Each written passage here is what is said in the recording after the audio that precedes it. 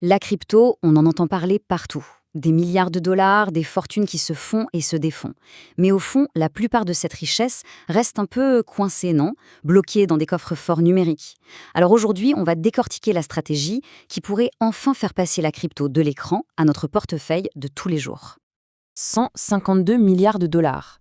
C'est un chiffre qui donne le tournis, n'est-ce pas? Eh bien, c'est la valeur que le marché des cartes de paiement en crypto pourrait atteindre d'ici 2030. Pour donner une idée, on parle d'une croissance absolument explosive par rapport à 2023. C'est tout simplement gigantesque. Mais voilà, toute cette valeur, cette croissance folle, ça soulève une question fondamentale. Comment fait-on pour que la crypto ne soit plus juste un actif numérique qu'on garde précieusement, mais quelque chose qu'on peut utiliser pour, acheter son pain, payer son café, bref, pour les dépenses du quotidien? Ok, première étape, le parcours de la crypto vers nos portefeuilles. Parce que le vrai problème, il est là. On a une valeur immense, mais un usage qui reste très limité. C'est le grand puzzle que tout l'écosystème essaye de résoudre. Comment rendre l'utilisation des cryptos aussi simple, aussi banale, que de sortir sa carte bancaire? Et la promesse, elle est vraiment alléchante. D'un côté, on a les paiements traditionnels, des frais qui peuvent grimper, des virements internationaux qui prennent des jours. C'est lourd, c'est lent. Et de l'autre, le monde de la crypto. Des frais bien plus bas, des transactions qui se font en quelques minutes en direct. Le potentiel de transformation est énorme. Mais bien sûr, pour passer de la promesse à la réalité, il faut une stratégie globale et c'est là que ça se complique. Alors, où est-ce que ça prend? Où est-ce que cette révolution crypto est en train de s'installer? On pourrait penser aux grands centres financiers occidentaux, mais en fait, la réponse est ailleurs. Et elle pourrait bien surprendre. Les vrais foyers de croissance, ce sont les marchés émergents.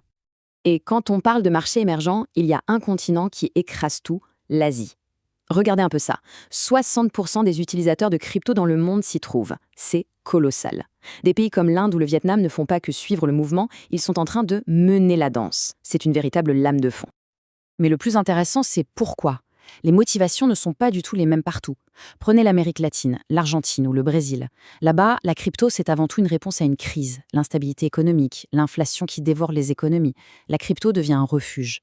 Maintenant, si on regarde l'Asie, c'est une toute autre histoire. Là-bas, c'est une population jeune, hyper connectée, qui baigne dans la tech et le gaming et qui s'empare de la crypto non pas par nécessité, mais par évidence technologique.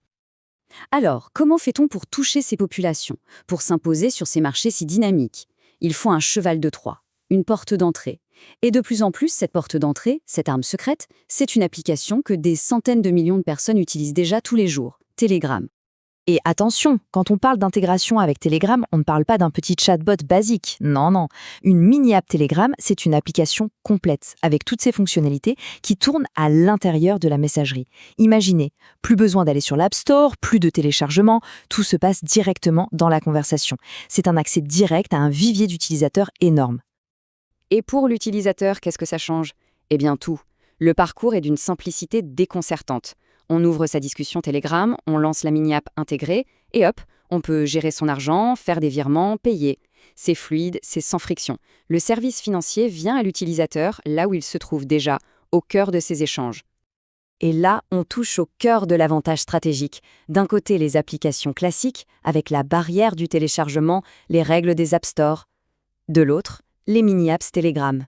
Pas de téléchargement, on contourne les gardiens du temple que sont Apple et Google et on s'intègre nativement là où les gens communiquent. C'est un accès direct à une audience gigantesque et, cerise sur le gâteau, souvent déjà très au fait de la crypto.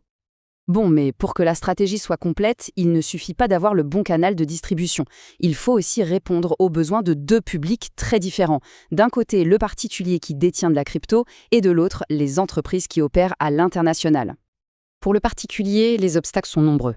Il y a la peur, bien sûr. La peur de la volatilité, que la valeur de son portefeuille s'effondre. La peur des arnaques.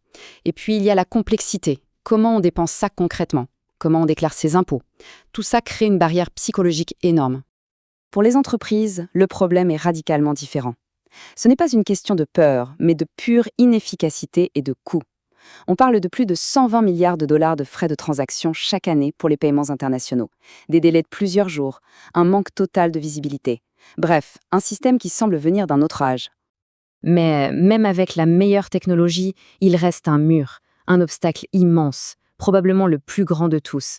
On va parler du labyrinthe réglementaire mondial. Ce tableau, il illustre parfaitement le casse-tête. C'est un véritable patchwork. Au Brésil ou aux Émirats arabes unis, on peut faire des paiements en crypto. Mais c'est très encadré, il faut des licences, c'est un parcours du combattant. Et puis, on traverse une frontière virtuelle, on arrive en Russie, en Inde ou en Turquie. Et là, c'est simple, c'est interdit. Purement et simplement. Imaginez la complexité pour une entreprise qui veut offrir un service global. C'est un champ de mine juridique. Donc, on le voit bien, le but du jeu, ce n'est pas juste de réussir à lancer une carte de paiement malgré ce bazar réglementaire. Ça, c'est la première étape. La vision, l'objectif final, est beaucoup plus ambitieux. La stratégie, c'est de passer d'un simple outil, la carte, qui fait le pont entre crypto et monnaie classique, à quelque chose de beaucoup plus grand. Demain, l'objectif, c'est de devenir un nouveau type de banque. Une néobanque où actifs numériques et traditionnels sont gérés ensemble, de façon totalement fluide, au même endroit. Et cette vision, elle répond à une tendance de fond. Le marché évolue clairement vers ces modèles hybrides. Offrir une expérience de néobanque complète, ce n'est plus un bonus, ça devient une nécessité pour attirer des utilisateurs qui veulent un guichet unique pour toute leur vie financière, qu'elle soit traditionnelle ou numérique.